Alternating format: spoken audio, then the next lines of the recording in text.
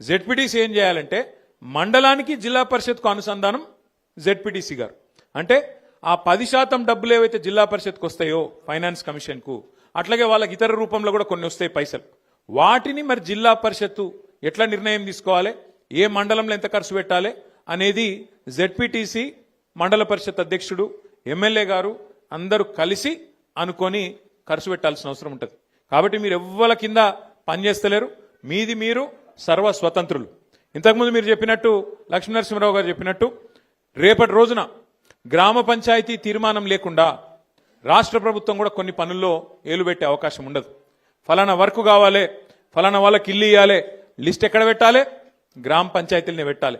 ఎవరికి ఇండ్లు ఇస్తున్నాం, ఎవరికి కార్డులు ఇస్తున్నాం, ఎవరికి ఏ సంక్షేమ పథకం ఇస్తున్నాం, ఎవరికి రేపు పింఛన్ పెంచాలి, ఎవరికి ఏం చేయాలి, లబ్ధిదారుల లిస్టు ఎక్కడ పెట్టాలి? గ్రామ పంచాయతీలనే పెట్టాలి. దానికి బాధ్యులు మీరే అవుతారు. ఎమ్మెల్యేలు ఇంకొకరు నీలిగి మీ మీద డాగేస్తే, మిమ్మల్ని బెదిరిస్తే దాంతో అయ్యేది కానీ ఇంకోటి కానీ ఏం లేదు. మీరు ఖచ్చితంగా గుర్తుపెట్టుకోవాల్సింది, మీ హక్కులు మొదలు తెలుసుకోవాలి. మీకు ఏం అధికారం ఉన్నది, మీకు ఎట్లా నడిపే అధికారం ఉన్నది, ఇది మీరు తెలుసుకోవాలంటే మాటలతో కాదు.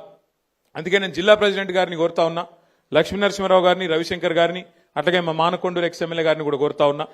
మనం ఇప్పుడు సర్పంచ్ ఎలక్షన్లు 17 తారీఖు నాడు 3వ విడత కూడా అయిపోతాయి. అయిపోయాక జిల్లా పరిషత్ ఎలక్షన్, మండల పరిషత్ ఎలక్షన్ కూడా ప్రభుత్వానికి పెట్టక తప్పది.